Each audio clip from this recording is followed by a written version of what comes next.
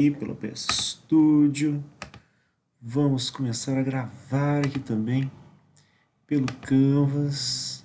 Já olhando as mensagens. Bom dia a todos. Isso aí. Bom dia. Muitas mensagens não lidas de bom dia, mas bom dia. E aí, gente? Oi, geral.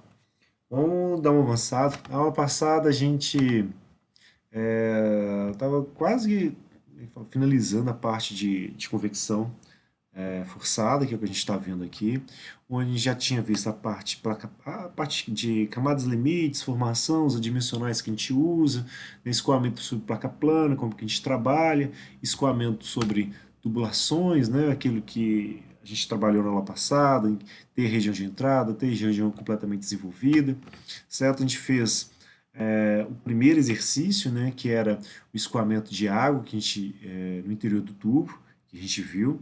Basicamente, aulas, pandemia, 2001, material postado. Certo? Aproveitando o material aqui para a gente ganhar tempo para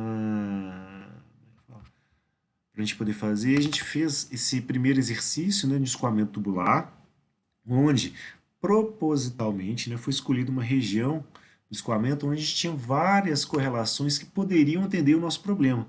Então, quando o fluido escoava no interior do tubo de ferro fundido e aquecendo, né, entre 40 e 80, a gente foi lá, poxa, escoamento no interior do tubo. Então, eu tenho que trabalhar as propriedades avaliadas a temperatura média, ou seja, metade entre entrada e saída, certo?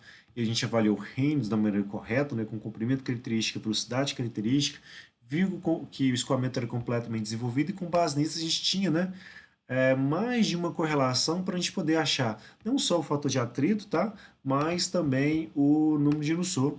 E foi basicamente o que a gente fez, certo? A gente avaliou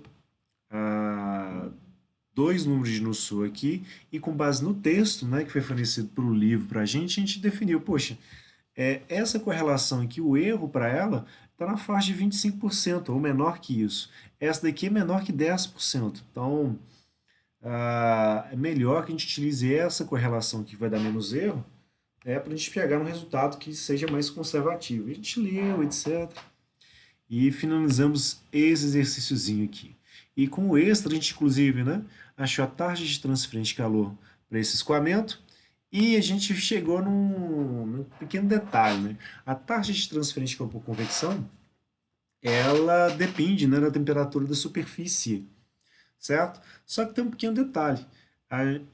Conforme a gente tem interação entre o fluido e a superfície, né, o que vai acontecer com a temperatura de superfície? Ela vai se manter constante, ela vai aumentando, vai diminuindo ao longo, né, daquele escoamento?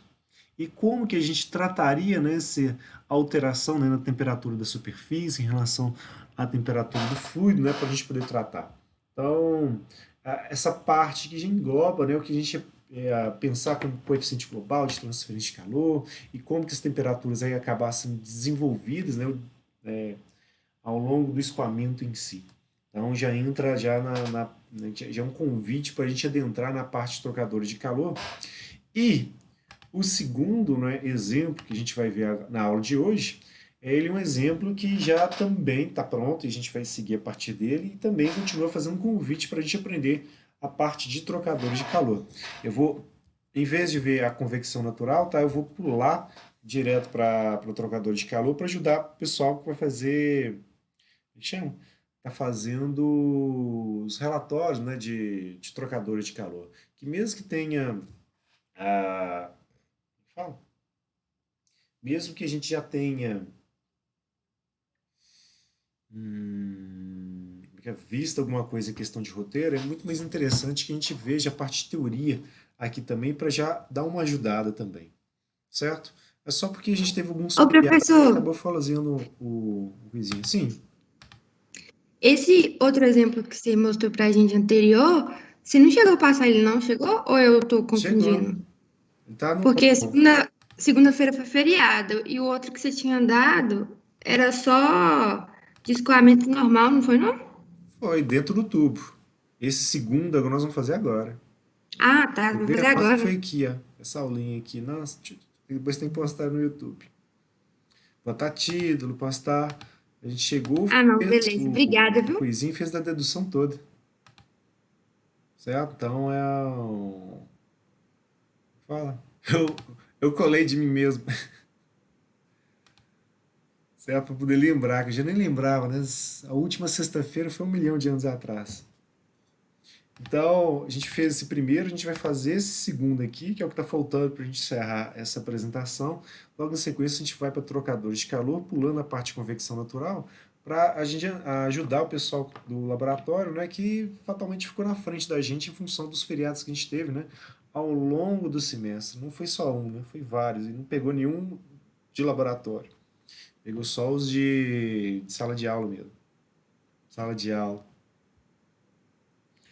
Então, esse segundo, para a gente, ele já está resolvido, mas basicamente o que ele fala para a gente? Olha, suponho que do exemplo anterior, né, o tubo que tinha 5 centímetros de diâmetro interno, ele vai ter 5 milímetros de espessura. Então, ele está dando para a gente agora, de certa forma, o diâmetro externo desse tubo. E ela vai estar envolvida por um outro tubo, também de ferro fundido, que esse vai ter 8 centímetros de diâmetro interno. E na região anular, ou seja, entre um tubo e outro, vai também escoar água, porém ele vai entrar na tubulação a 120 graus Celsius e vai sair a 60, certo? Então, ele quer que basicamente a gente determine, né, qual vai ser a vazão máxima da água e qual vai ser o coeficiente de transferência de calor por convecção para esse escoamento anular, certo? Pequenos detalhes aqui antes da gente começar a ver o exercício em si. Eu vou abrir o exercício anterior, certo? Para aproveitar só o desenho aqui para poder explicar uma coisa bastante importante, né, relacionada à segunda lei da termodinâmica. Screen, ok. Nem precisava, né? Mas vou fazer assim.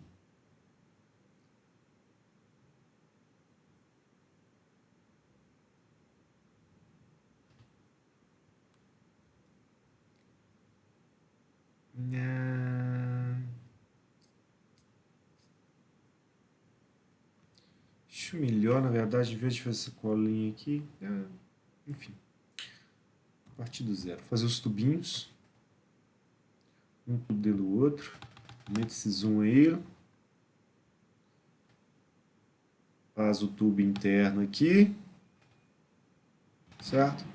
Tubo externo AK. Vou deixar um bem maior que o outro para facilitar a visualização. Ok.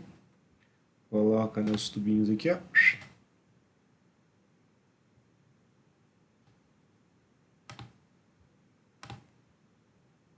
Então, o tubo que está dentro, que seria do exercício anterior que a gente fez, e o tubo que vai estar fora para a gente, que seria esse daqui, ó. The long place, ok.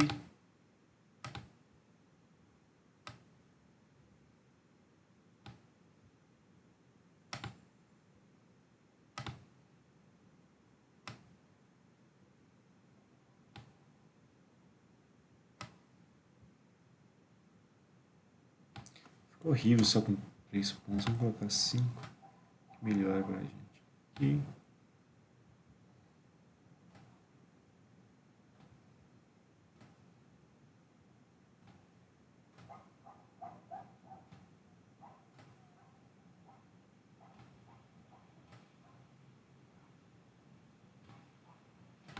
Tá aí o nosso tubo, tá?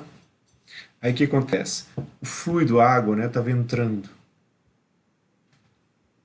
Fluido frio, vou colocar ele em azul aqui mesmo. Ele estava entrando a 40.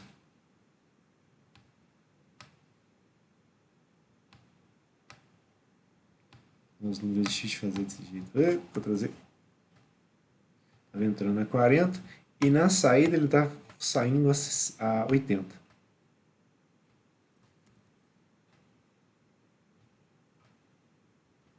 Certo? Esse enunciado para a gente, ele chega e fala o seguinte, ó.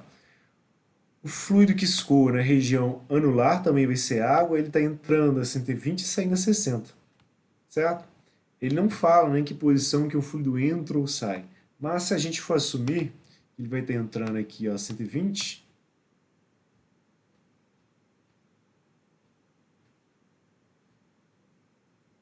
e na saída aqui ele vai estar a 60, Presta atenção no que vai acontecer com as temperaturas e com o processo de transferência de calor. Vou reduzir o zoom aqui, vou aumentar a tela para a gente ter mais espaço para poder desenhar.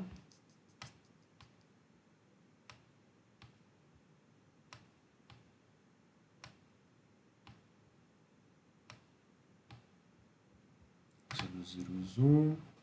Beleza. Olha o que vai acontecer aqui. Ó. Formas, vamos colocar aqui. Um gráfico de temperatura por posição, tá? Vou marcar os dois fluidos.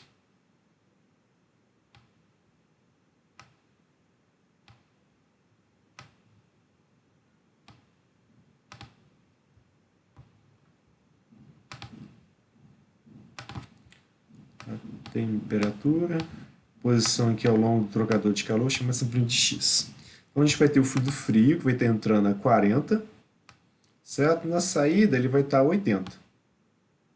40 aqui. Difícil fazer zero, né? 80 aqui. Nossa. Beleza. Enquanto o fluido quente, olha o que ele está fazendo. Ele está entrando a 120, que está acima do 80, né? No gráfico, e na saída ele vai estar a 60.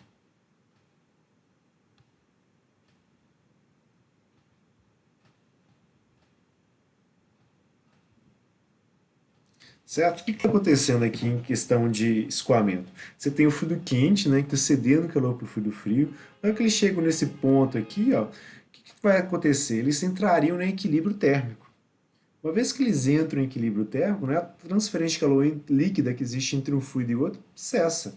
Ou seja, não pode o fluido, entre aspas, agora quente, né, continuar cedendo calor para o fluido frio se o fluido frio está mais quente que ele. Então, esse pedaço aqui do nosso escoamento aqui acaba violando, né, a segunda lei da termodinâmica, onde fala para a gente, né, que um corpo que tem uma temperatura menor que outro não vai ceder calor para esse segundo corpo, né, de maneira espontânea, se ele tiver a temperatura superior a ele. Não faz o menor sentido físico, não, como é que fala? A gente não observa isso na natureza, certo?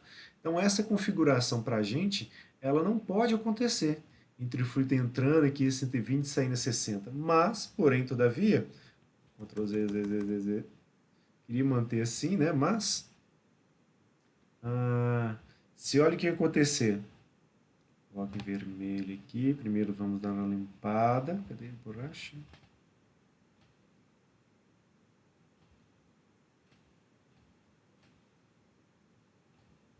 Deixa o zero lá.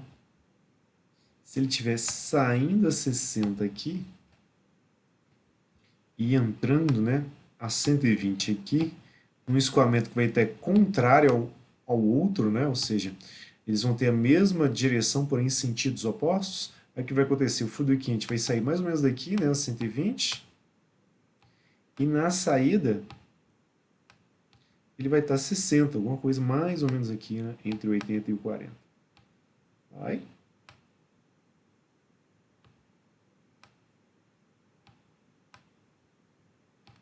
Certo? Que aí, nesse caso, o que vai acontecer? O fluido quente vai estar sempre, né, com uma temperatura maior que o fluido frio. Então, um está escoando nesse sentido e o outro está escoando no sentido oposto.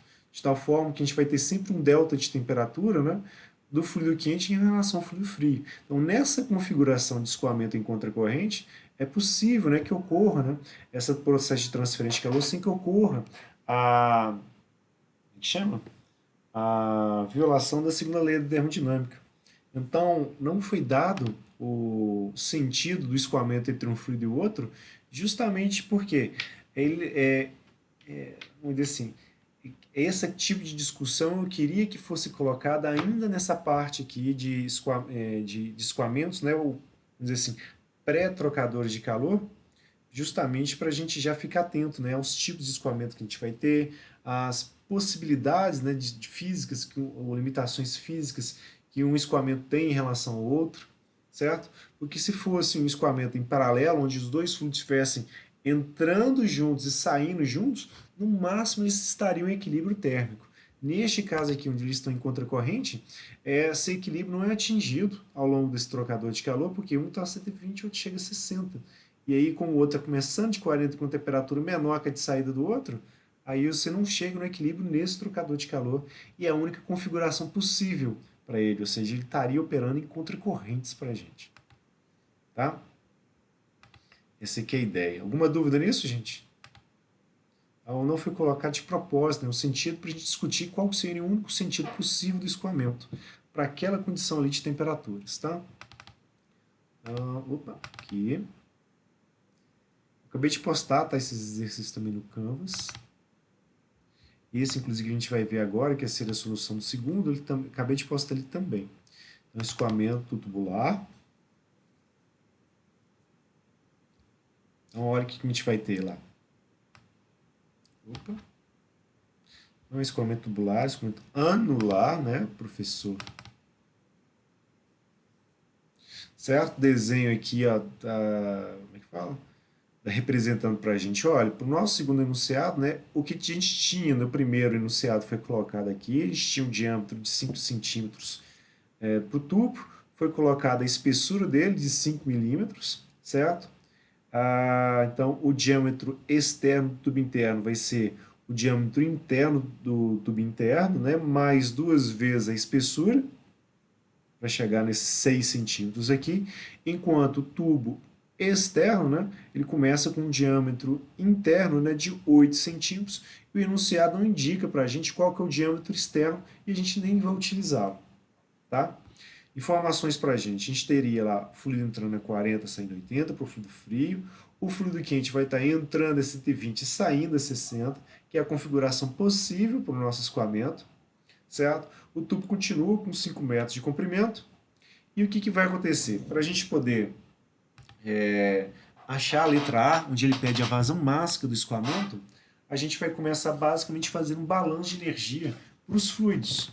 No caso, começando pelo fluido frio, o que a gente observaria é que a energia do fluido, né, ou das partículas vão compor o fluido, vão variando em relação ao tempo, conforme o fluido escoa, né, entre entrada e saída, de acordo com a energia que vai entrar para o fluido frio.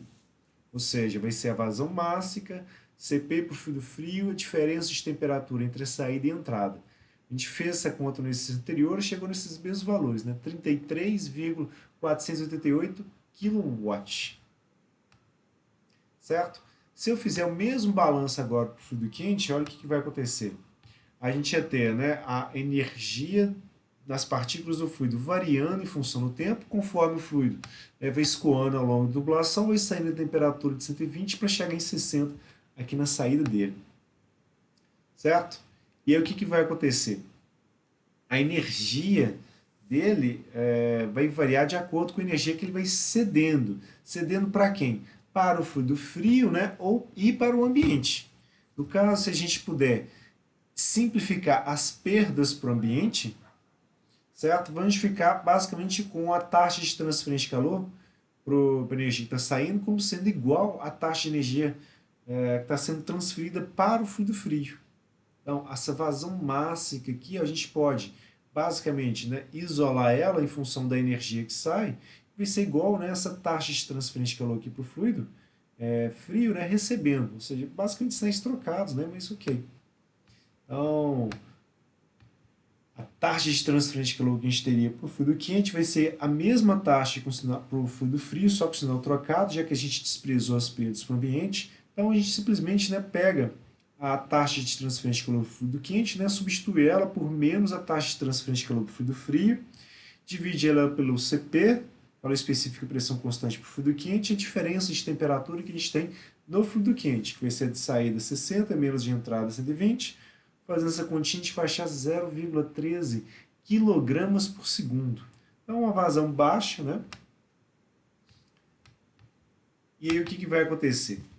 Agora que a gente tem, né, essa propriedade, e lembrando, né, eu tenho que avaliar em função como é que fala? Das propriedades médias. Então, esse Cp ele foi adotado como? Pegando a temperatura média do escoamento, que daria 90 graus, e procurando lá na tabela por um valor aproximado de 365, que é o primeiro valor o valor mais próximo que a gente encontra, né? A gente pegaria não só o CP, certo?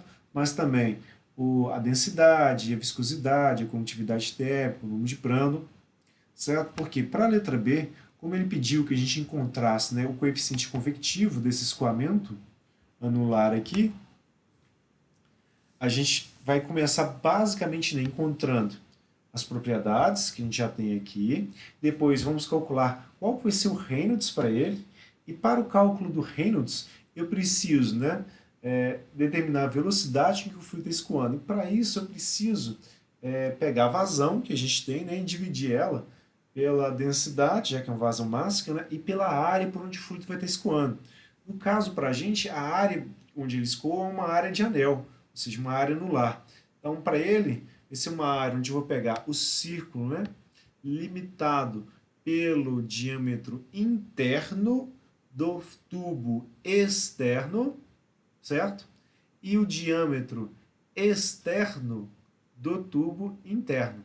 São esses os diâmetros que interessam, né, para a gente pegar a área do círculo de fora e subtrair da área do círculo de dentro para a gente ter só essa areazinha aqui, ó, onde o fluido escoa.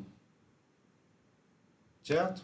É a parte que mais acaba criando dúvida para a gente. Então, para calcular essa área anular, eu vou pegar, né, o círculo limitado pelo diâmetro interno do tubo externo e vou subtrair ele pelo círculo, né, que é limitado pelo diâmetro externo do tubo interno. Quando eu fizer isso, eu vou pegar lá o diâmetro externo, aliás, o diâmetro interno do tubo externo, menos o diâmetro do tubo externo, né, os 2 ao quadrado menos 1, e multiplicar por π sobre 4, que é fala, que eu posso colocar em evidência. Fazendo essa continha, a gente vai achar uma área bem pequenininha, tá? Para esses tubos de pequenos diâmetros, as áreas são pequenas mesmo. E aí, a gente vai achar uma área de 0,0022 metros quadrados.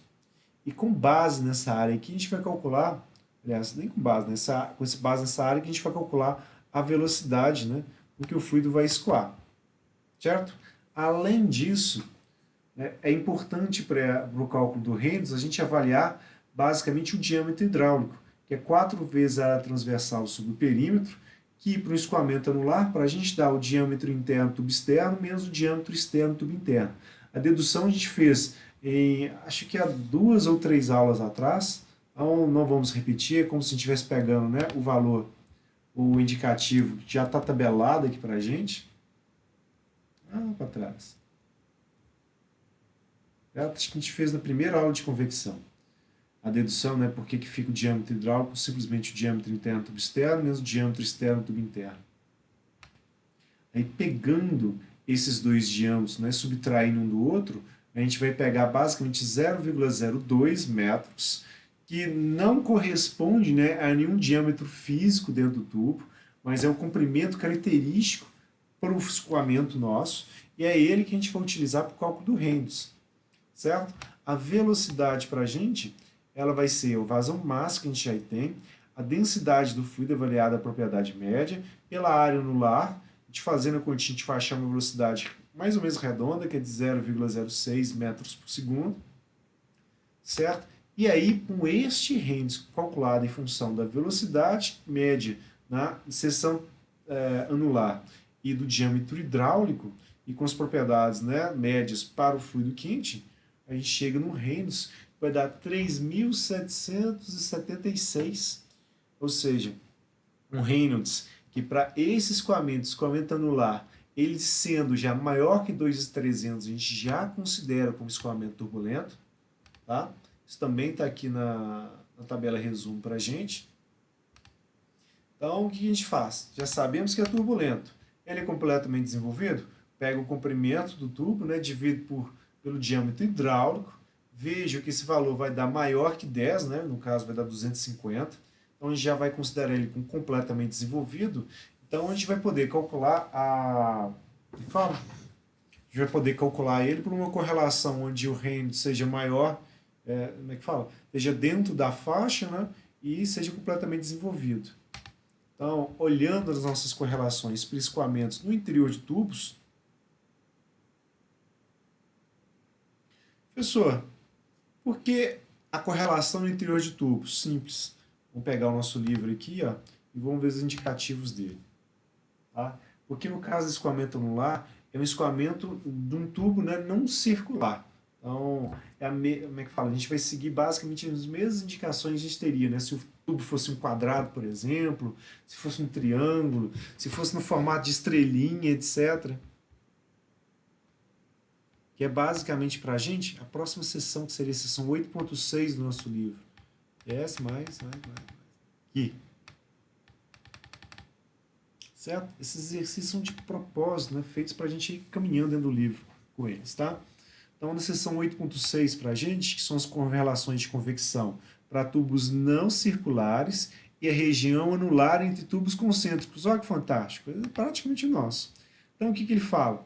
Se a gente tiver, né, um duto que não é circular, basicamente o que a gente vai trabalhar é com a utilização de um diâmetro efetivo com um comprimento característico, que basicamente para a gente, né, vai ser o diâmetro hidráulico, que representa, né, 4 vezes a área transversal sobre o perímetro, certo? Onde esse perímetro aqui é o perímetro molhado, ou seja, é tudo que o fluido vai tocar conforme ele estiver escoando, e a gente vai admitir, né, que para qualquer escoamento, né, se tiver um Reynolds maior que 2.300, a gente já assume, né, que é um escoamento turbulento, certo?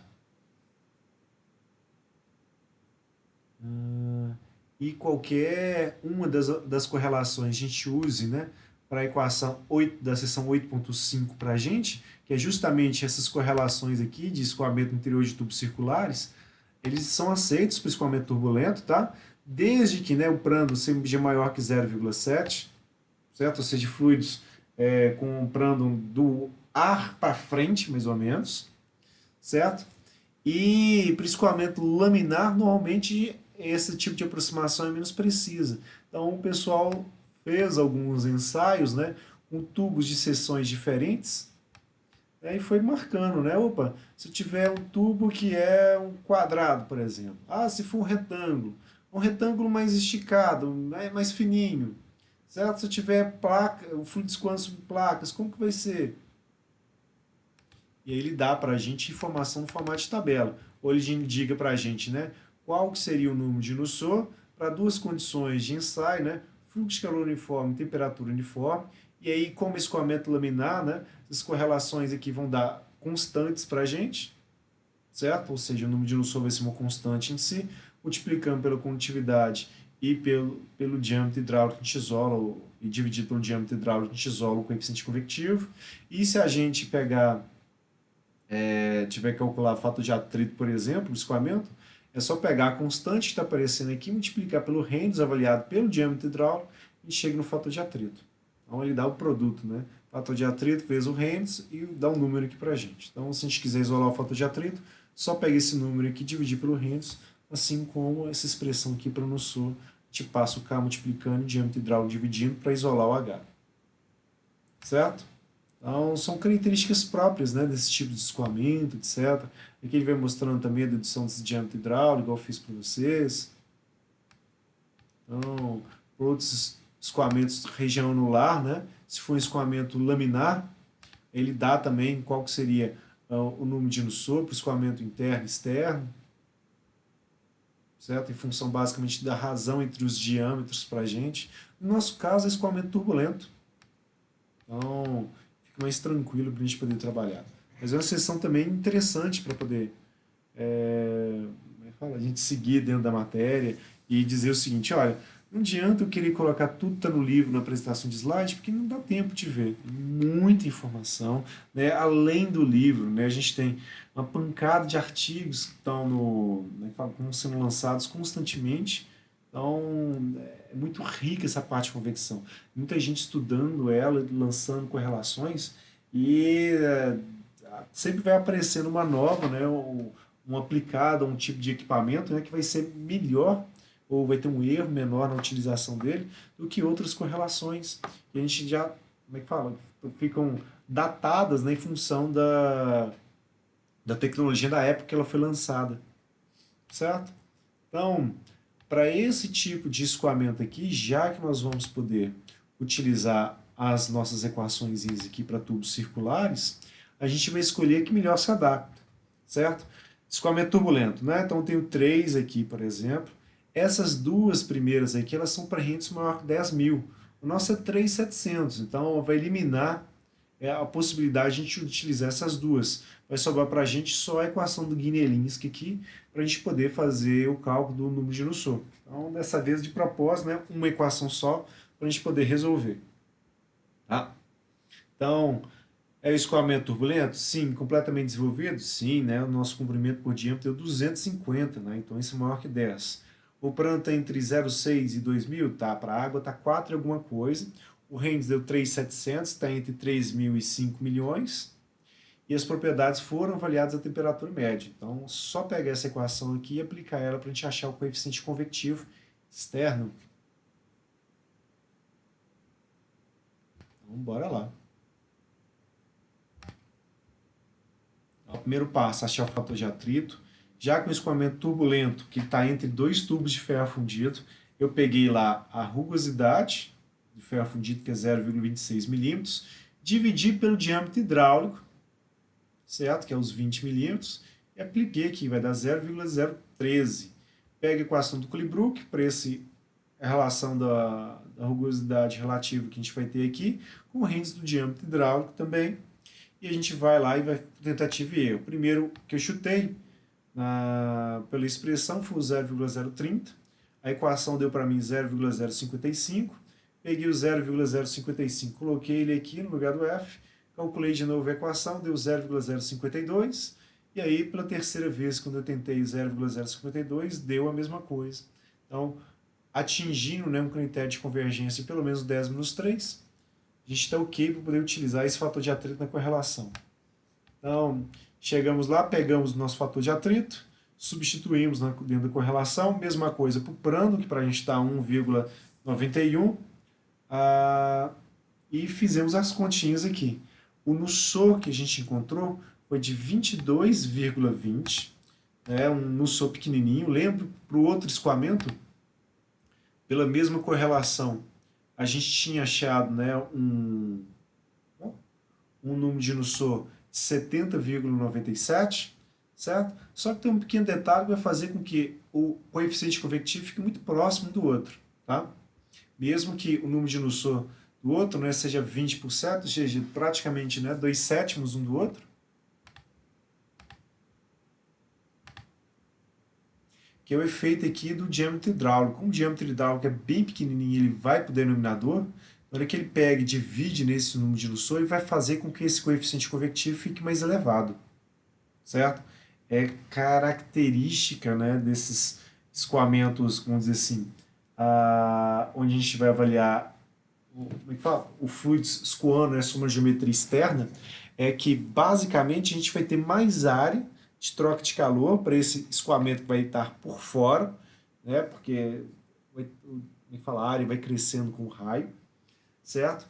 E você tem mais turbulência em função justamente de você ter a influência, né, de duas superfícies. Então, fluidos, né, onde normalmente a gente tem uma menor vazão para eles têm uma condutividade baixa, etc., né, você posicionar eles durante um projeto, né, para o escoamento que está externo, faz com que você encontre um coeficiente convectivo, né, um pouco maior para esse segundo escoamento, certo? Isso acaba criando uma vantagem, né, na hora de dimensionar o trocador de calor e ele não fica tão longo, certo? Então, outra coisa que foi colocada aí de propósito, né, para a gente criar esse tipo de discussão.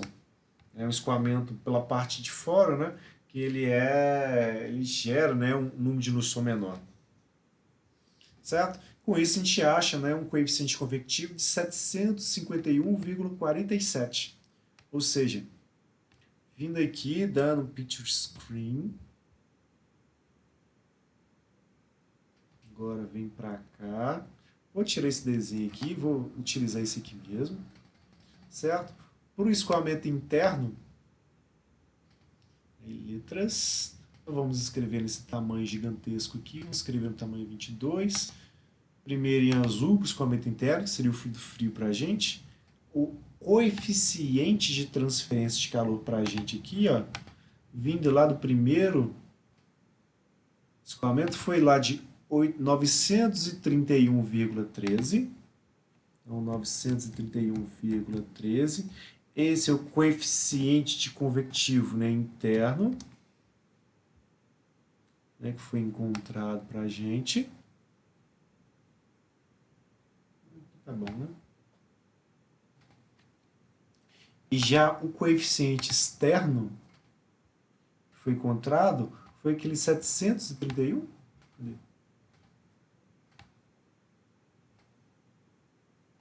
751,47. 751,47. Tá? Para a gente entender o seguinte, ó, nesse processo onde a gente tem uma transferência de calor entre um fluido e outro, essa transferência de calor, claro, né, vai depender dos processos de transferência de calor do fluido interno com a parede interna do tubo, certo? A transferência de calor que vai acontecer no tubo, né?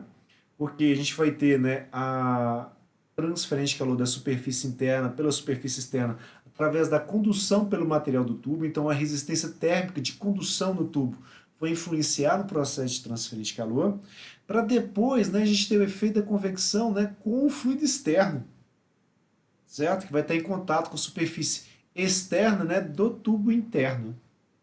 Então, a gente teria, né, entre um fluido e o outro, né, pelo menos três resistências aqui, duas de convecção e uma de condução, que elas vão basicamente limitar, né, a taxa de transferência de calor que a gente vai ter entre o fluido quente e o fluido frio, certo?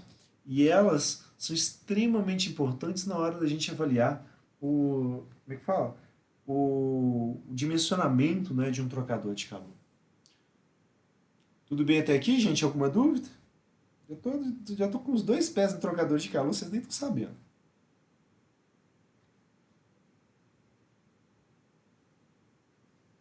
Dúvidas nesse exercício?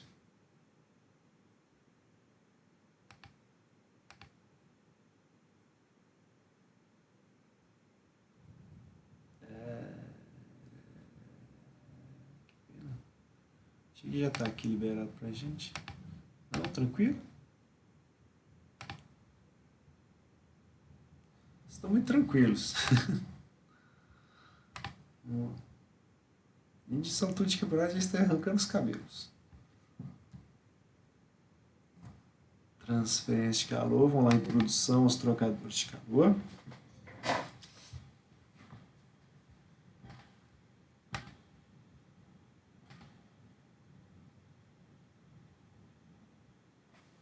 Cadê? E a gente fala assim para tentar se acalmar, né? É, pode ser também. Certo? A gente vê as matérias nossas, né? E a gente entende que tem gente que vai ter maior dificuldade, a gente tem menos dificuldade, etc. Então a gente vai pelo meio termo, né? A gente não vai muito a fundo, né, na parte de projeto, a gente não vai nem um raso demais, mas o que precisa. Porque depois, dependendo da área que você vai cair, você já vai ter informação suficiente para poder evoluir, seja sozinho, seja em um curso de pós. Então a gente entende fala, o papel que a gente tem que ter, né? O papel que a disciplina tem que ter na formação de vocês. Enfim, coisa da vida. Então, para os trocadores de calor vão fazer exatamente o que esses exercícios acabaram de fazer, né? Vão basicamente estabelecer, né, uma geometria pela qual vai favorecer, né, a transferência de calor entre diferentes meios, certo? Principalmente meios fluidos, sejam líquidos ou gasosos, certo? E aí pode ser que existam a mistura, né, desses fluidos, que é o caso de alguns trocadores de calor que são misturadores, onde você vai pegar fluidos diferentes, né, unir, por exemplo, e aí pode ser que exista alguma reação entre um e outro, a gente vai chamar esses trocadores de calor de reatores, né? Não sei se esse nome é parecido. Já ouviram falar alguma coisa disso dentro da química? Né? Talvez esse semestre o tempo inteiro em processos unitários e outras coisinhas lá. Abraço para a professora Laura, que não nos ouve, né? Mas então transmitam para mim. Deixa eu ver aqui. E se não tiver mistura, onde tiver fluidos basicamente escoando, isolados, a gente tem trocadores de calor que vão basicamente impedir que um fluido contamine o outro. certo? Porque às vezes é o objetivo, né, manter as características físicas desses fluidos, certo? Ou porque esses fluidos em si, uma vez misturados, vai ser difícil a gente separá-los dentro de um determinado processo, ou, como é que fala, economicamente seria uma bobagem fazer esse tipo de coisa. Por exemplo, você tem lá um óleo qualquer que está operando dentro de uma máquina e durante a operação dela, vamos dizer que seja no motor do carro, por exemplo, engenheiro mecânico dá exemplo de motor o tempo todo mesmo, e aí na hora que o óleo vai fazendo a lubrificação lá dos elementos do carro, etc., aquele óleo vai precisar trocar calor. Então, usa basicamente a própria geometria, né, do motor em si para servir de, vamos dizer assim, elemento de separação, né, com, como é que fala? Para a água do radiador, vai fazer o resfriamento mesmo. Então, na interface lá entre aço, né, o ferro fundido, dependendo de qual posição que a gente esteja trocando calor. O bloco do motor é de ferro fundido, enfim. Mas dependendo da superfície que a gente vai estar trocando calor, você vai ter uma resistência de condução ali entre dois fluidos que vão estar escoando, né, de maneira independente. Daí eu não tenho contaminação de um nem de outro, e aí cada um deles vão acabar mantendo, né, suas características físicas, né, sem que ocorra interferência, o vazamento de um fluido no outro e a contaminação dessa forma. Tá? Que ocasionaria, né, vários problemas de operação, se esse tipo de coisa acontecesse. Então não pode acontecer mistura e a gente acaba mantendo essas propriedades independentes, certo?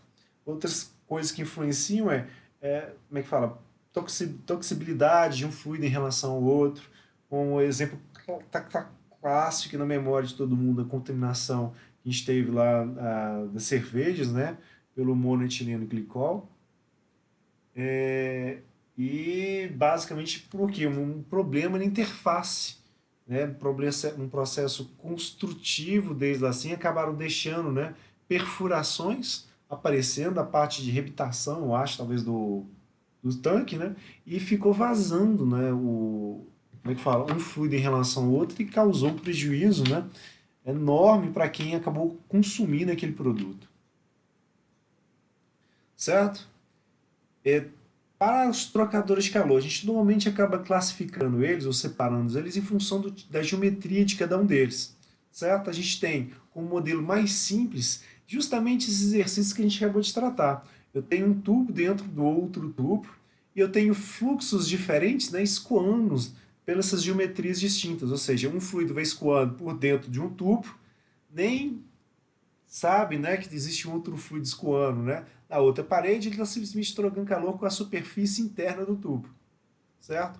Já o fluido está escoando, né, pela parte externa, ele vai estar trocando calor com a superfície externa do tubo, certo? Pode ser ou não, né, que ele esteja trocando calor com o ambiente, depende, certo? Das condições, etc. E esse tipo de trocador, que a gente chama de coaxial ou simplesmente bitubular, ele pode estar organizado, né, para ter um escoamento em correntes paralelas, onde os fluidos, né, escoam, né, na mesma direção e no mesmo sentido, certo? Ou eles podem estar organizados no que a gente chama de contracorrentes, onde um fluido está indo no sentido e o segundo fluido está no sentido oposto, certo?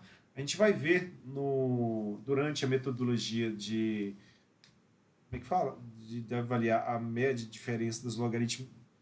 Ah, a diferença média e logaritmo de temperaturas, tá? Que é uma das técnicas de dimensionamento que a gente vai ver, que esse tipo de configuração em contracorrente, ele é mais efetivo, né, do que esse aqui em paralelos, ou seja, a transferência de calor desse tipo de trocador com essa configuração troca mais energia, né, do que para esse trocador de calor para uma mesma área de ambos, certo? Ou seja, se as áreas de troca de calor entre um e outro forem iguais, esse daqui vai trocar mais calor entre um fluido e outro, certo? E a gente vai provar isso mais para frente, tá? Outros tipos de trocadores de calor, tá? Esse aqui, bitubular, ele tem uma limitação bastante grande, pelo quê? Se a gente vai alterando muito os diâmetros, a gente afeta o Reynolds. Então, se eu tiver um diâmetro muito grande, o Reynolds cai e o coeficiente convectivo despenca, certo? Agora, A única maneira, então, dele ganhar em área sem afetar negativamente o coeficiente de transferência de calor convectivo, ele crescer em comprimento. Então, para eu trocar muito calor, eu preciso de um comprimento absurdo para esse tipo de trocador de calor aqui.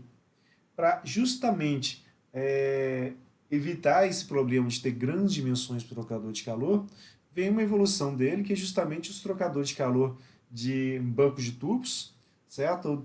Ele está mostrando aqui para a gente com correntes cruzadas, porque o escoamento está indo num sentido e o outro está perpendicular ao outro, mas basicamente o que a gente vai ter vai ser o escoamento que passaria pelo tubo, né, passaria agora pelos tubos, ou seja, ele se divide, parte dele vai passando por cada um desses tubos aqui, certo? E ao passar por esses tubos, né, ele vai trocar calor com a superfície interna deles, enquanto um outro escoamento vai escoar ao redor das superfícies externas dos muitos tubos que a gente vai ter nesse banco de tubos, certo? Do nosso livro, essas correlações seriam correlações externas, ela estaria lá no capítulo 7, de escoamento externo, escoamento cruzado em feixes tubulares, onde ele basicamente vai descrevendo, né, qual que seria esse, como que seria esse escoamento, né, conforme um fluido está vindo num sentido, o outro no outro. E aí ele vai mostrando, olha, como que a gente avalia o Reynolds? Como que a gente avalia qual que é a relação que a gente usa? Ó, tem uma constante aqui, de onde que vem essa constante? Como que seria o escoamento nesses tubos, por exemplo, eles estiverem, né, um depois do outro, depois do outro, depois do outro, como que eles estiverem alinhados, certo? Ou se eles estiverem desse formato aqui, onde a gente tem, né, um ângulo, né, entre o tubo anterior e o tubo que está para frente. Então, eles estariam, né, alternados, de tal forma que o escoamento, ao passar, ele não tem, né, nenhuma posição onde ele pode ir direto, né, seguindo aqui uma linha onde ele não é perturbado. A gente obriga, né, o fluido a vir de um, desviar para o outro e ir sofrendo, né, o efeito de turbulência é bem maior do que simplesmente, né, a interação da região de esteira de cada uma desses tubos, né, com a frente do tubo que está vindo logo em sequência, certo? E aí a gente tem várias correlações aí para poder descrever. As constantes, né, elas ficam organizadas aqui em tabelas, etc. O processo para poder obter é basicamente o mesmo, certo? Que a gente precisa determinar, né, qual que é a área onde a gente vai ter maior velocidade para a gente calcular o maior Reynolds e utilizar essas correlações em função desse Reynolds máximo, etc. Ó, as cenas dos próximos capítulos aqui já.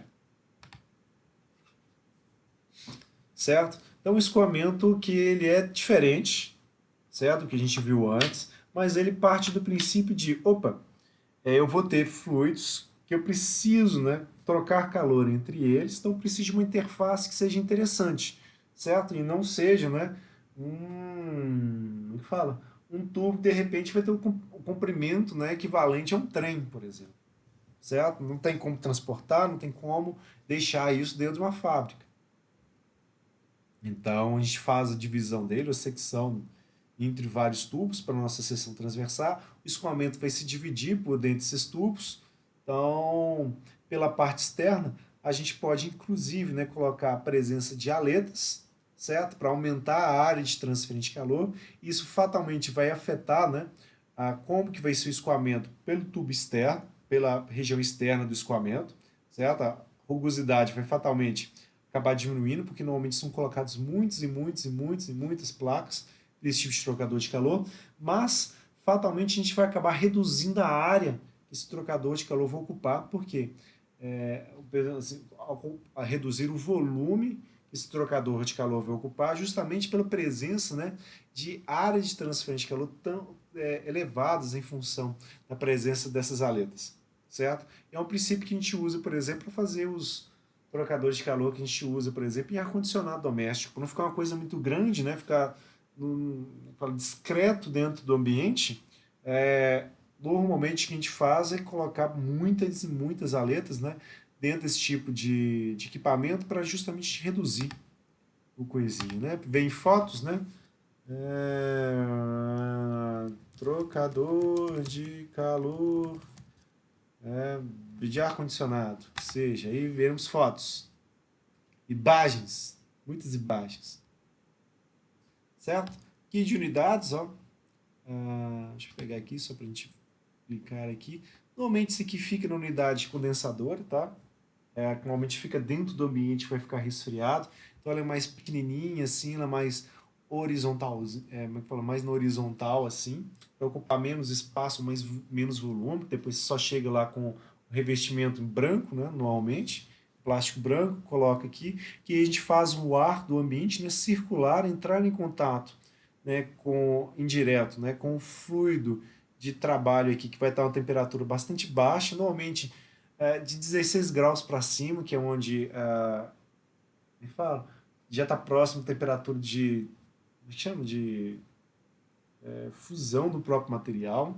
Tá um pouco acima disso, para ele estar na condição de líquido, e ele vai trocando calor com o ambiente e o título dele vai variando, certo? Então, ele vai acabar trocando calor com o ambiente. E a unidade evaporadora, ela normalmente ela fica pela parte externa e ele tem outros formatos. Vamos ver aqui. Parará, parará, parará, parará. Eu já vi aqui que tem o helicoidal, mas tem aqui mais embaixo, tá? Esse aqui, ó. Uma serpentina, tá? Para esses, normalmente para as unidades evaporadoras, tá? Que fica pro lado de fora, no ambiente externo, aquele que é mais quente. Que aí, na hora que o fluido estiver passando por ele, aqui o de janela, pra gente ver. A gente tem dois elementos, né? O evaporador, perdão, acho que a gente estava invertendo o nome, tá? O evaporador vai ficar em contato, né, com o ar frio e para a parte externa, né, a gente vai ter a unidade condensadora. E aí para ela a troca de calor vai acabar ocorrendo, né, com o ar do ambiente externo que vai estar uma temperatura maior do que do ambiente interno, certo? E basicamente o compressor vai fazer com que a gente tenha, né, a circulação, né, do fluido de trabalho. Aí depende, né, de cada unidade, né? Assim, aqui de casa é o R140A, por exemplo, que é uma mistura de dois outros fluidos, como é que fala? Orgânicos. E a gente tem também o R184A, que a gente utiliza bastante ainda hoje em geladeira, certo? Mas para os modelos split, normalmente a gente tem, que é separado, tá? Uma unidade do outro, não uma unidade apenas para poder fazer esse tipo de coisa, mas a parte que fica para, como é que fala? Como condensador, ele fica no ambiente externo e ele fica normalmente nesse formato aqui, ó, onde você vai ter, né, uma serpentina circular, certo? Ou semicircular, porque não completa o círculo aqui, e você vai ter um monte de aletinhas aqui ao redor dela, para justamente a gente ter esse efeito. Tá? O modelo split é esse aqui. Ó. Você tem a unidade, né, do evaporador que fica dentro do ambiente, né, normalmente com uma superfície mais amigável para o usuário, e a parte externa nem tão amigável assim. Certo? Ela fica poluindo, né, a fachada do edifício, alguma coisa desse sentido.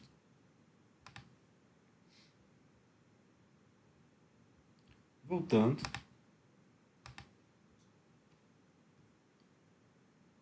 né?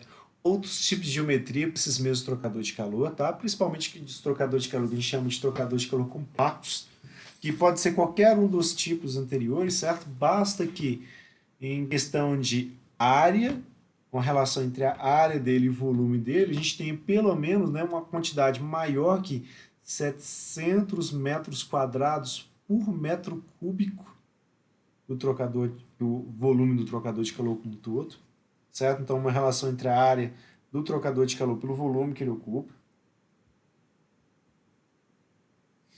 certo? Aí a gente tem um monte, né, de posicionamentos para as aletas. As aletas podem estar, né, circulando o tubo no formato helicoidal, como se fosse uma hélicezinha. A gente pode ter ele basicamente como sendo vários discos, são fixados à parte externa do tubo. A gente pode ter aletas pela parte interna dos tubos, certo? E isso vai afetar, né, como que o fluido escoa, como que ele troca calor, né, com, como é que fala? De um fluido para o outro e com a própria superfície. Tá? A gente tem os trocadores de calor do tipo casca e tubos, onde basicamente a gente tem um fluido escoando, né, por dentro dos tubos e um outro fluido escoando pelo casco.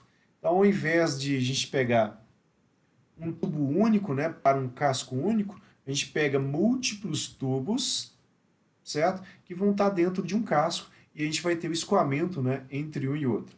A gente tem uma região que a gente chama de cabeça do trocador de calor, onde a gente vai fazer a divisão, né, do escoamento, vai passar por dentro dos tubos, né, para os tubos.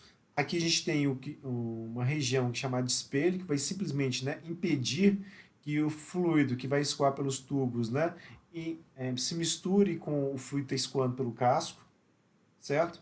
Então vai ter um aqui e outro aqui, certo? Depois que o fluido atravessa, passa aqui pela região que a gente chama de cauda, ou tail, né, para a saída dos escoamentos. A gente vai ter, né, já o fluido trocando, já tendo a energia sendo trocada, né, com o fluido que vai escoar pelo casco.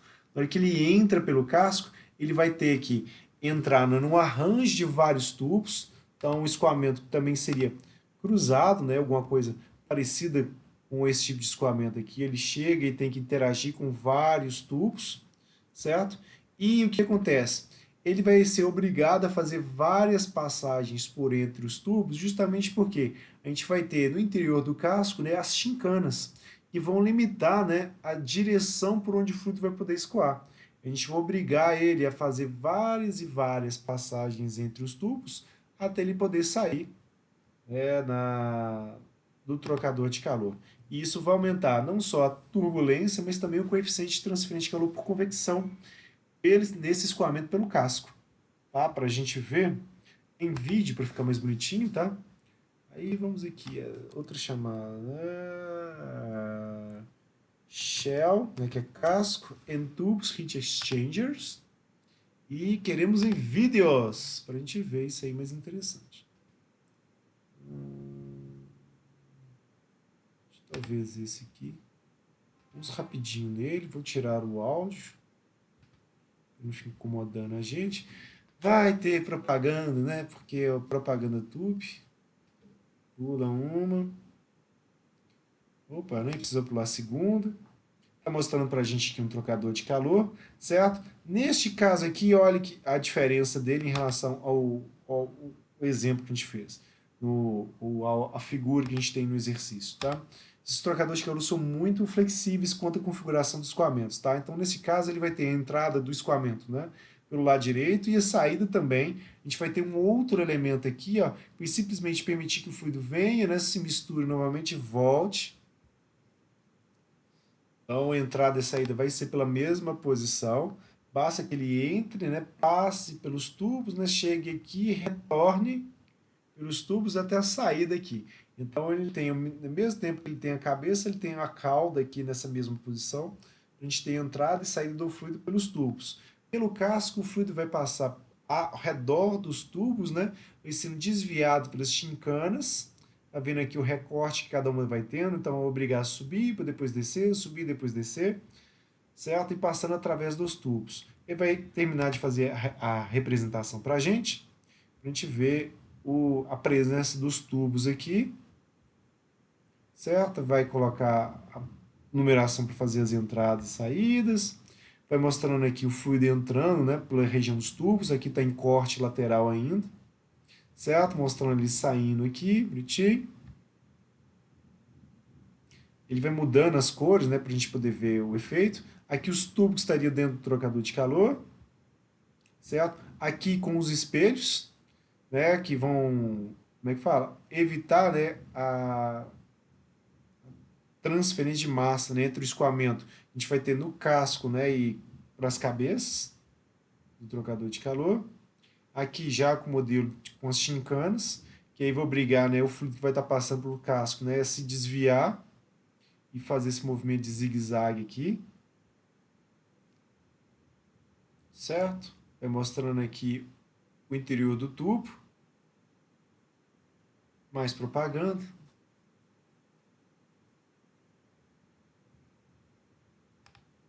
Uau!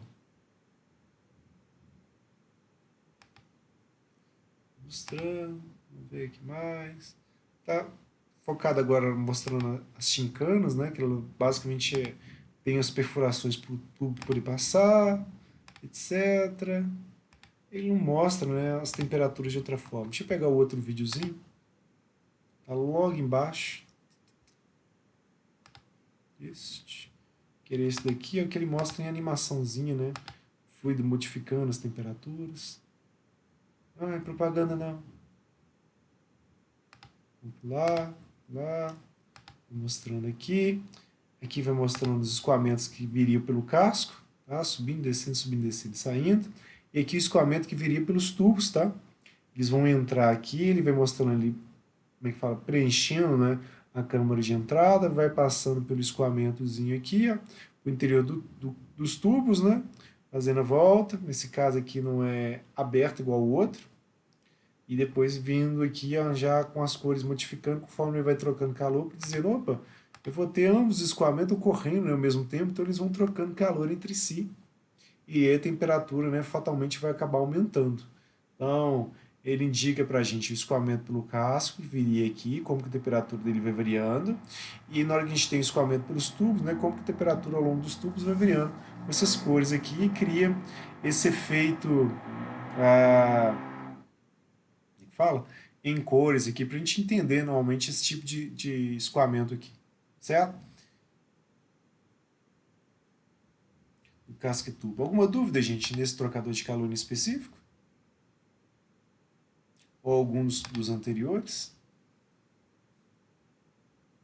Que fora esses, claro, a gente tem vários outros que a gente acaba não mostrando, etc, porque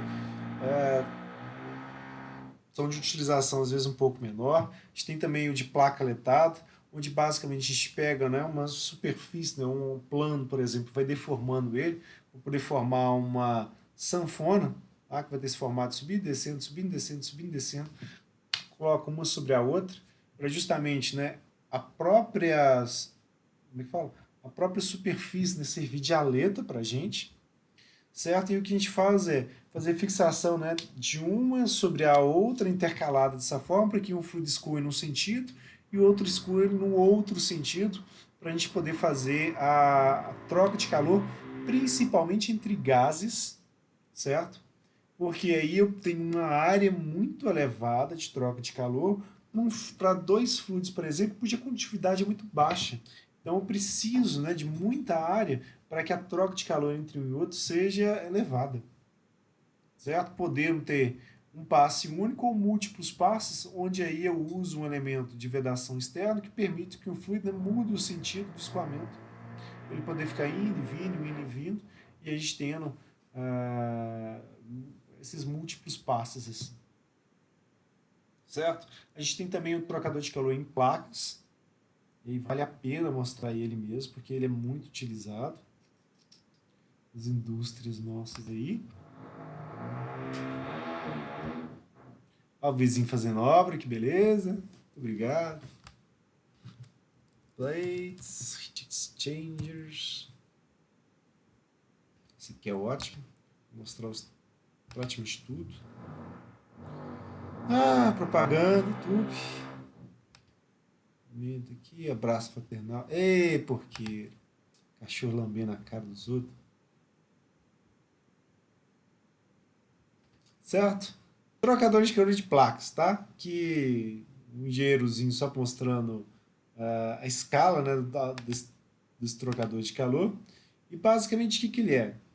Ele é composto basicamente de múltiplas placas que vão ter, simplesmente são superfícies, tá? Que a gente chega e faz uma conformação mecânica sobre elas. Essa conformação vai criar um monte de rugosidade na superfície dela para poder induzir turbulência nesses escoamentos, porque uma área é muito pequena e o fluido vai se dividir entre múltiplas placas, é comum, né, que o escoamento acabe sendo laminar entre uma placa e outra, certo? Então ele precisa dessas rugosidades para ir quebrando a camada limite, a gente tem um coeficiente convectivo mais elevado. Tá? A gente tem o que eles chamam aqui de gasket, coisinha que são basicamente os elementos de vedação que a gente vai ter entre cada uma, né, dessas placas, justamente porque esses elementos de vedação aqui é que vão dizer, né, de onde até onde o fluido vai estar escoando, certo? Porque aqui na placa, se eu tivesse uma configuração desse tipo aqui, ó, eu teria a possibilidade do fluido estar vindo, né, dessa região aqui, ó, escoar até aqui. Então, o fluido estaria entrando nessa região aqui, escoaria até aqui. Não existe um tubo em específico, né? O caminho por onde o fluido vai escoar é basicamente pela, como é que fala? por essa geometria que está sendo construída pelas placas e pelos elementos de vedação, a gente tem, na verdade, os elementos de fixação, que vão ser posicionados de forma que esse trocador de calor ele vai ser pressionado, né, uma superfície contra a outra, né, deformando, né, esses elementos de vedação aqui para que a gente tenha ele todo vedadozinho, bonitinho. Deixa eu ver se ele vai mostrando para a gente. De tal forma que ele vai unindo um com o outro e a gente vai ter um espaço de troca de calor, ou escoamento entre os tubos, né? Entre tubos, entre as placas que vão ocorrer. Neste caso aqui, ó, onde a gente tem, né, esse elemento aqui de vedação nessa posição, ele impede que o fluido está vindo nesse sentido aqui, ó, de escoar pela região, por essa região aqui da frente da placa. Certo? Então ele escoaria assim, ó, de lá para cá ou daqui para lá, é fogo com orientação,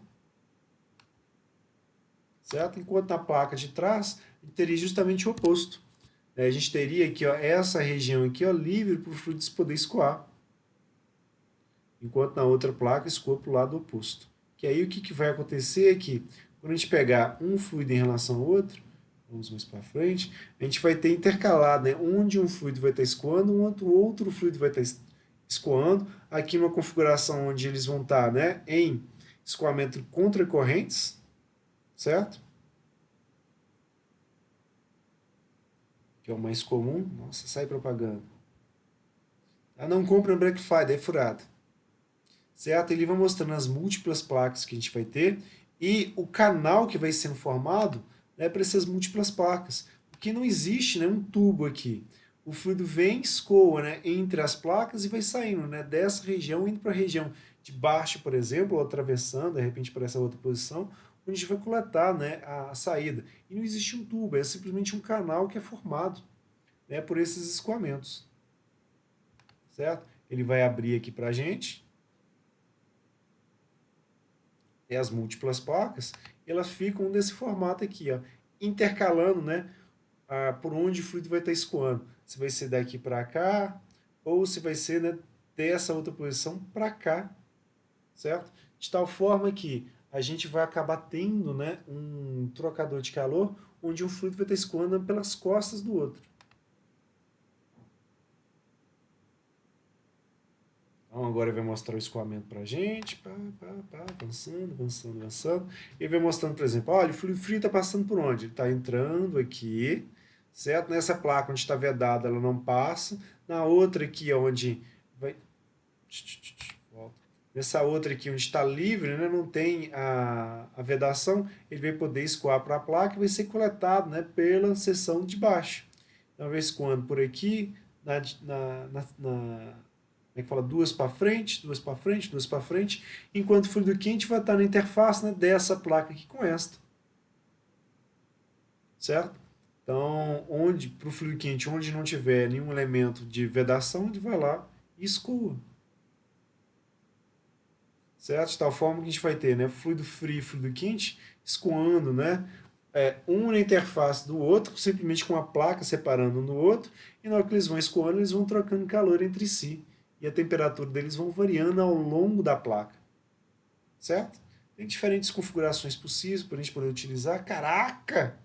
É propaganda inesperada, parecendo até Jequiti, só que não, antes fosse. Certo? E vai mostrando, ó, tem um canal que vai ser o canal quente, vai ter um canal que vai ser o canal frio, intercalado com outro canal que vai ser o canal frio de novo. Certo? Ele vai mostrando esse efeito da transferência de calor entre um fluido e outro através da parede daquela placa. Certo? É uma parede bastante fina, ela vai representar uma resistência térmica de condução, ela é muito pequena, e a gente vai ter a troca de calor entre um escoamento e outro. Esse formato aqui, muito utilizado na indústria, tá? Principalmente para fluidos, a pressão ou velocidade nos fluidos dentro desse trocador é considerado, né? Sim. E limitação para esse trocador de calor justamente pela pressão, tá? Esse trocador de calor, como ele depende, né, da vedação de que é feita por material, normalmente é um polímero, ou então um látex qualquer vulcanizado, ou seja, borracha. Se a pressão for muito elevada, né, ela acaba deformando essa borracha e aí você pode ter vazamentos. Então, tem limitação de pressão, né, para trabalhar esse tipo de trocador de calor. E como ele tem muita superfície, né, o tipo de fluido que a gente escolhe para poder fazer esse tipo de escoamento, ele não é um fluido que vai ter muito particulado. Senão ele vai lá e deforma para a gente, certo? Aí ele está mostrando para a gente, né, algumas características, né, desse tipo de trocador de calor. Seria o escoamento que a gente teria em litros por hora, cadê as pressões máxima, pressão em bar que a gente teria, né? Seria de 10 bar, né, como limite de pressão entre ah, o, ao longo do fluido, certo? E esse tipo de coisa, certo? As limitações físicas mesmo, ele vai mostrando o trocador de calor que ele vai tendo. Cadê? Certo? Ele aqui, ó, nota que ele está revestido aqui com uma capinha, certo? Vamos pegar poeira, provavelmente, para não ter perdas para o ambiente. Basicamente isso. Tá?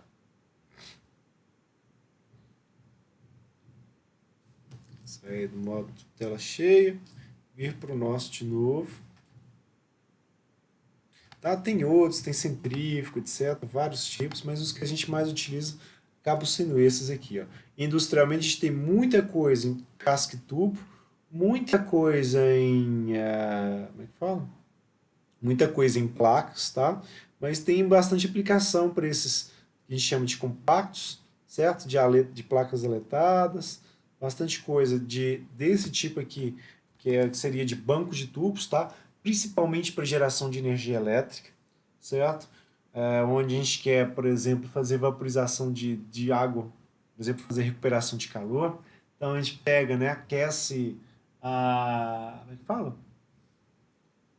Faz a reação, por exemplo, de queima, né, de um gás, como por exemplo ele fala gás natural, por exemplo, ele produz energia lá numa turbina a gás, por exemplo, e a saída dessa turbina a gás, né, que vai ser gases queimados, ela está muito elevada ainda a energia. Eu pego esse calor, né, e utilizo a energia composta nesses gases queimados, por exemplo, e utilizo, né, um trocador de calor como esse aqui para poder aquecer, vaporizar e superaquecer, né, a água, por exemplo, para poder operar dentro do ciclo Rankine e gerar mais potência, certo? É uma opção.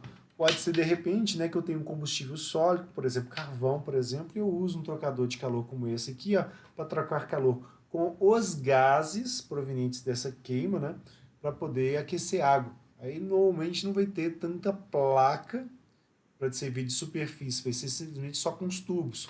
Porque se tiver essas placas, né, a fuligem proveniente, né, da queima, né, ia incrustar sobre essa superfície aqui e fica praticamente impossível de tirar depois, certo? Então cada um tem sua aplicação, etc. Mas são os mais utilizados, tá? Questão de geometrias. E aí vem para a parte, né, da teoria em função desses trocadores de calor, certo? A taxa de transferência de calor para um trocador, além dela poder ser calculada em função dos escoamentos, igual a gente fez nos exercícios nossos, né? A gente avaliou a taxa de transferência de calor no trocador de calor basicamente em função da taxa que a gente tinha em ambos os fluidos, mas a gente também pode, né, utilizar essa mesma taxa para poder dimensionar o trocador de calor em função basicamente do coeficiente global de transferência de calor, da área de transferência de calor que a gente está avaliando, certo? E de uma diferença de temperatura que deve representar, né, como que as temperaturas estão variando ao longo dos escoamentos, certo?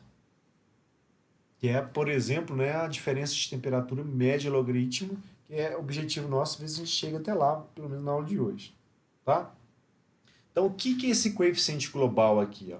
Se a gente pega essa taxa de transferência de calor, passa dividindo aqui, ó, esse coeficiente de transferência de calor, ele faria, na verdade, né, o papel do inverso da resistência térmica que a gente teria para o escoamento, certo? Então, se eu pego, né, esse coeficiente global, pego a área que está aqui nesse numerador e passo ele dividindo, a gente entende que esse coeficiente global para a gente vai ser o inverso, né, da resistência térmica que a gente vai tendo vezes a área. certo? E essa resistência térmica, para a gente, é a resistência térmica total para o escoamento. Então, se eu tenho, por exemplo, um trocador de calor do tipo coaxial, por exemplo, onde vou ter um escoamento interno, um escoamento externo e o próprio tubo, né, para criar resistências para a gente. Então, onde tenho 3 resistências térmicas aqui. Lembrando, esse aqui é de parede plana, por isso que ele toma parede cilíndrica, por isso que ele toma esse formato de logaritmo aqui. A resistência térmica total para a gente seria basicamente a soma das 3 resistências térmicas, né?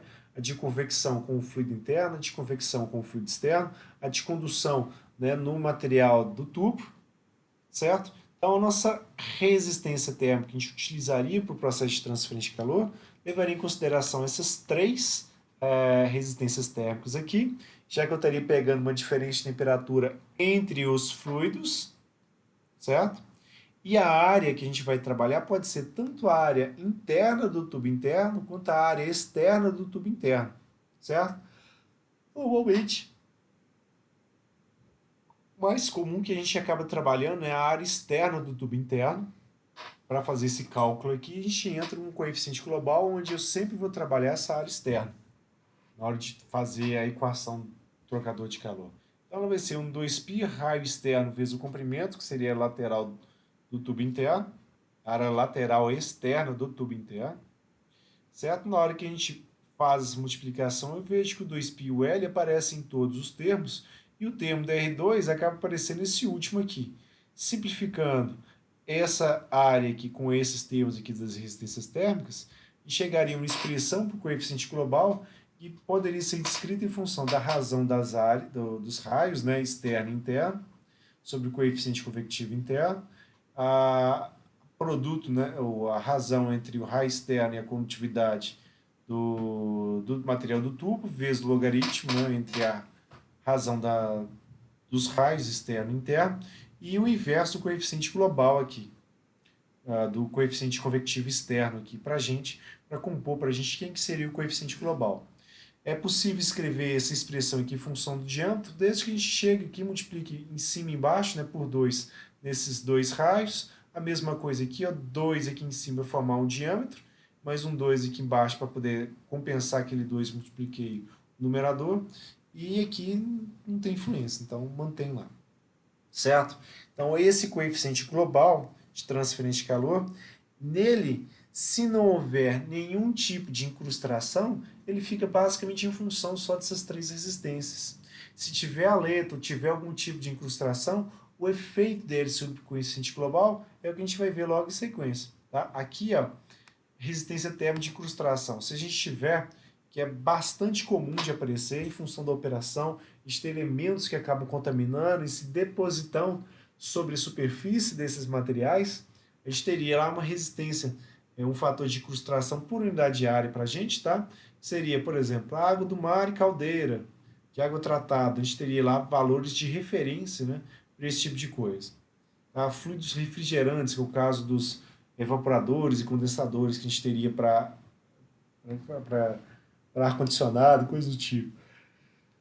Caldeira, caldeira e coisas do tipo, onde estaria mais focado na parte de produção de potência e etc. Né? A gente teria outros equipamentos e, claro, outros tipos de elementos aqui.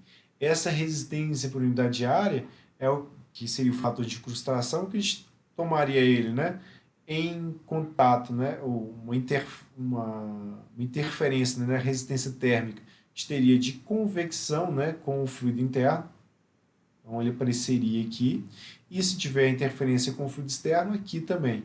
Se a gente tem trocadores de calor, o que vai acontecer é que a superfície aletada ela vai ter uma eficiência de trocador de calor, que vai basicamente reduzir, né, a resistência térmica de convecção com o meio, certo? E também, como vai ter deposição sobre o material das aletas, né, a gente teria um efeito, né, sobre elas também. Ou seja, ele afetaria, de certa forma, a incrustação desse formato aqui, ou a incrustação afetaria, né, esse efeito, né, da aleta aparecendo. Certo? Para os nossos exercícios, normalmente a gente vai acabar trabalhando esse modelo mais simples, tá? Sem a parte de incrustação. Mas se for dado, né, a gente tem a equação para poder fazer o cálculo a partir dele. Certo? E aí da parte de projeto de trocador de calor mesmo, tá? Normalmente o que acontece? Esse coeficiente global que a gente trabalha não depende do comprimento do trocador de calor. Ele depende basicamente, né, dos raios, né, do tubo interno, etc. Certo? Ou diâmetro, se vocês preferirem trabalhar com ele. Mas não tem influência, né, sobre o comprimento. Então, a área para a gente dentro do trocador de calor, ela pode ser determinada, né, depois que a gente já entende ou já chegou nos passos iniciais para fazer o projeto. Então, a área do trocador de calor como um todo, né, é algo a ser determinado durante o projeto dele. Então, é possível que a gente primeiro, né, encontre o coeficiente global de transferência de calor, né, que é a, como é que fala, depende basicamente só das resistências para escoamento, então os Hs que vão influenciar, né, e da condutividade do material do tubo e da geometria, certo? A taxa de transferência de calor ela pode ser já uma demanda no nosso sistema, né? Eu preciso pegar o meu fluido e levar ele até a temperatura de 60 graus. Então, sabendo a temperatura de entrada, a temperatura de saída, eu já sei qual que é a taxa de transferência de calor, com qual o trocador de calor tem que operar. Se eu determinar, né, qual que seria a diferença de temperaturas que vai ser adequada ao meu trocador de calor, a área vai ser simplesmente, né, a gente isolar a expressão, a ela dentro da expressão no trocador de calor, certo? Eu teria, né, basicamente ela como sendo uma divisão pelo coeficiente global e por essa diferença de temperatura que seja adequada para a gente tratar, ou descrever, né, o que está acontecendo com os escoamentos, certo? Ambos os escoamentos. Então, a primeira coisa que a gente vai fazer vai simplesmente pensar, né, no que a gente vai fazer com essas temperaturas, porque fatalmente, né, conforme o fluido vai estar escoando ou em corrente paralela ou em contracorrente, né, a distribuição de temperatura ao longo do escoamento ela vai ficar diferente. Então, como que a gente ia tratar esses tipos de trocador de calor aqui? Ó? Um escoamento, né, em contato com o outro, trocando calor entre si, certo? Então, vem, ó, essa meta média logaritmo da diferença de temperatura. Vem falando, olha, a temperatura nos fluidos variam, né, ao longo do escoamento, certo? E se a gente simplesmente utilizar as temperaturas médias na entrada e saída do fluido, a gente vai ter um erro muito grande.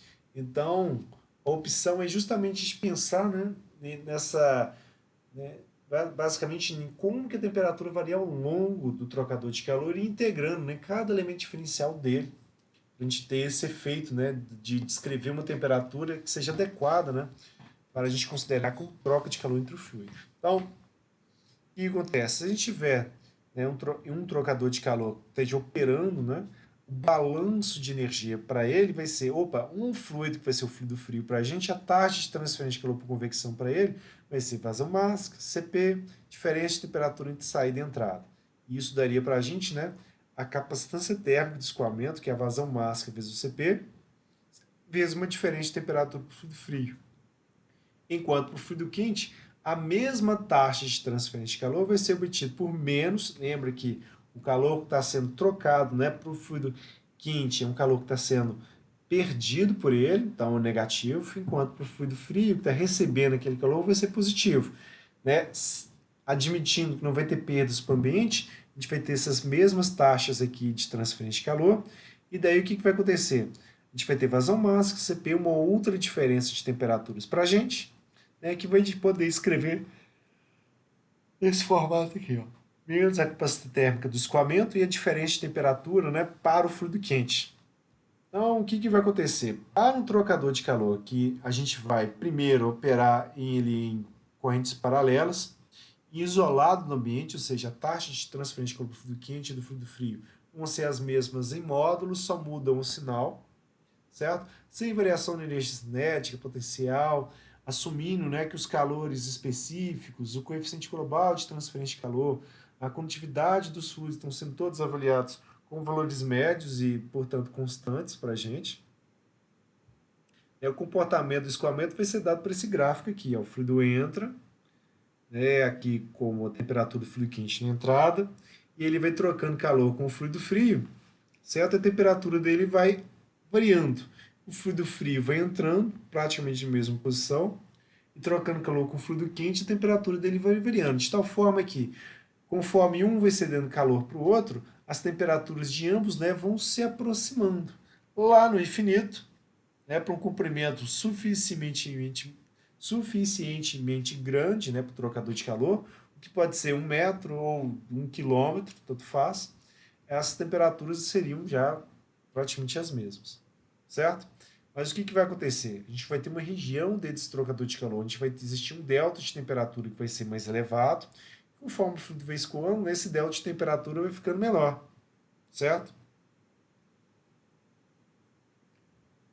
Então, o início do trocador de calor, a gente vai ter uma troca de calor bastante elevada e do meio para o fim, praticamente mais nada de troca de calor efetiva, certo? Mas em questão de equações, a taxa de transferência de calor que a gente teria, um elemento diferencial desse trocador de calor seria, né? A vazão máxima que a gente teria para o trocador, vazão máxima vezes Cp que a gente teria no trocador de calor, vezes a diferença de temperatura diferencial que a gente teria, né? Para aquele pedaçozinho do trocador de calor, certo? Então, isso para o fluido quente e isso para o fluido frio estaria aparecendo, né? Só com os sinais trocados, certo? O que está sendo feito aqui? Ó? A gente está pensando que no trocador de calor, que a gente tem aqui, ó, o fluido quente, na hora que ele está entrando com uma temperatura T de quente, ele vai estar saindo com a temperatura T quente mais o que variou, né, ao longo desse pequeno intervalo aqui do diário do trocador de calor. E para o fluido frio, mesma coisa. Ele entra com a temperatura T frio, vai sair aqui com a temperatura T frio mais um delta de temperatura. E o que a gente faz? Para a gente avaliar, né, a troca de calor que a gente teria, né, nesse trocador de calor aqui, ou nesse pedaço do trocador de calor, a gente precisa, né, de um delta de temperatura que indique, né, como que é a temperatura média nessa região do trocador de calor e a média dessa região aqui. Então, a média para essa temperatura aqui, o trocador de calor vai ser a média disso com isso, e do fluido frio seria a média disso com isso daqui, certo? Onde, né, se a gente for avaliar esse delta de temperatura, a gente tira uma derivada, né, para cada uma delas, a gente teria a temperatura basicamente do fluido quente, menos a temperatura do fluido frio, certo? Só como derivadas, e aí como a gente teria a taxa de variação entre uma e outra, já seria uma derivada segunda, que a gente avaliaria a média de um com o outro, aí o efeito basicamente é como se... Deixa eu pegar aqui no...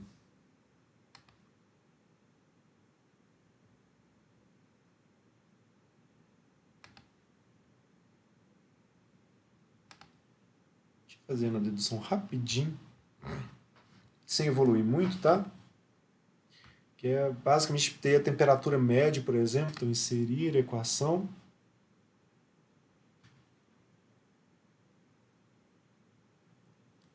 É a temperatura média para o fluido frio, por exemplo. T médio fluido frio. Vou colocar assim mesmo.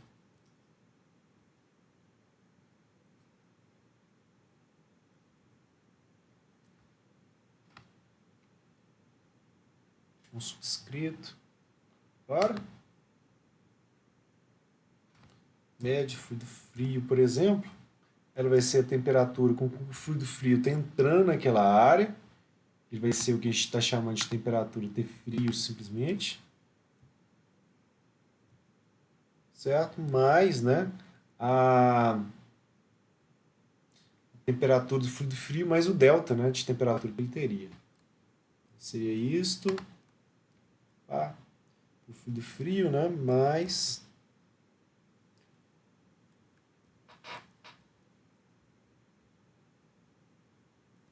o termo da taxa de variação. Então ele daria ir pegando, né, como média, né, a... mostrando a figura. Essa temperatura aqui, mais essa temperatura aqui, dividido por 2.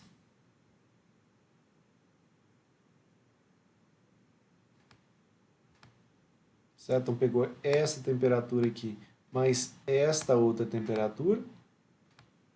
Certo? E na média ele chega e divide esse termo todo aqui por 2. Essa seria a temperatura, né, média, né, para o fluido frio.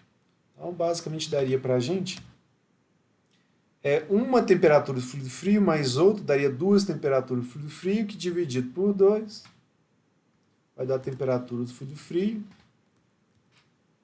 né, mais esse termo aqui, ó, dividido por 2. Então, esse daqui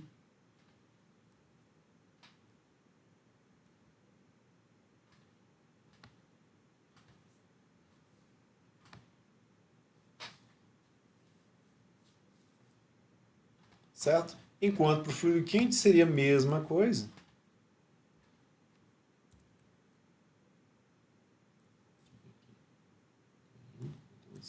Beleza? Substituir. Onde tiver F, coloque, por favor, por quê? Substituir tudo. Isso aqui fez? Não, não fez, droga.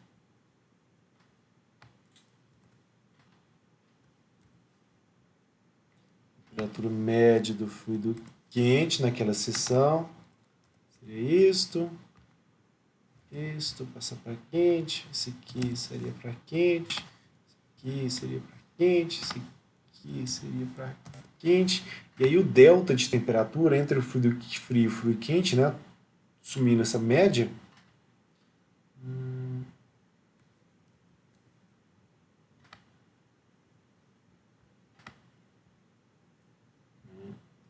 Coloca dados. É a diferença de temperatura entre os fluidos. E o delta T, ele seria a temperatura do fluido quente, né? Média, menos a temperatura do fluido frio. Então seria isto do fluido quente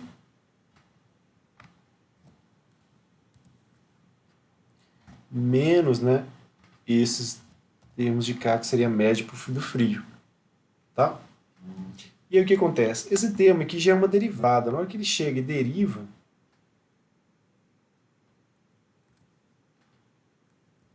ele vai pegar a derivada, né, da diferença de temperatura, é como se estivesse derivando esses termos aqui todos. Onde a gente teria, né, uma taxa de variação para a temperatura do fluido quente, aqui aparecendo, uma derivada segunda para esse outro aqui, ó. Vou vir esse termo aqui ao quadrado. Uma derivada aqui para o fluido frio e aqui uma derivada de novo para o fluido quente.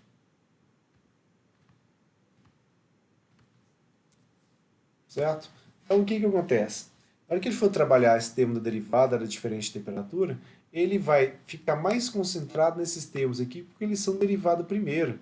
Eles são mais importantes do que esses termos aqui, que são termos de derivada segunda. Certo? São menores. Então, ele vai ficar focado, basicamente, ou ele vai fazer simplesmente a aproximação.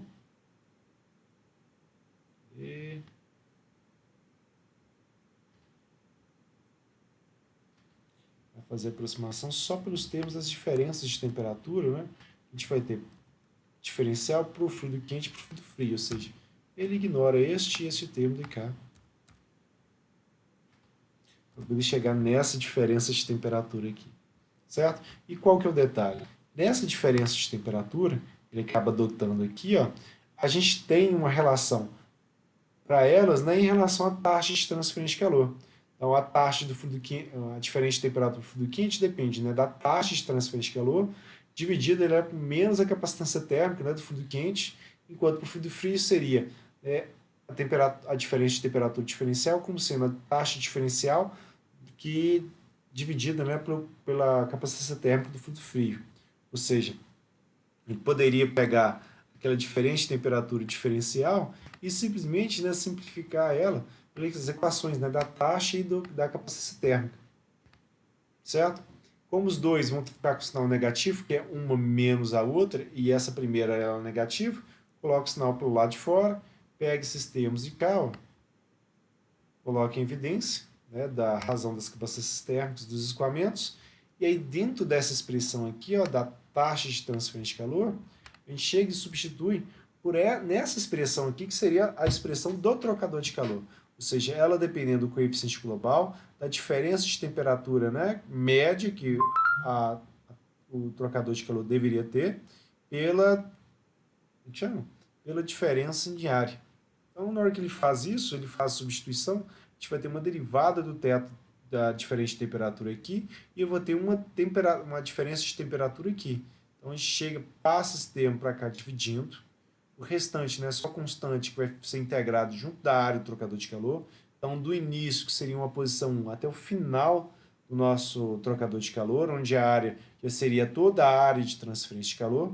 a gente teria uma relação entre U, né, e as capacitâncias térmicas dos escoamentos. E aí, dentro desse tema aqui da, da integral, né, da diferença de temperatura, né, que vai estar aqui no denominador, quando a gente fizer essa integral, o termo, né, aqui vai ficar logaritmo das diferentes temperaturas que a gente teria na entrada do trocador de calor para a diferente temperatura que a gente teria na saída, certo? E no caso aqui do termo da área, eu vou integrar ao longo de toda a área.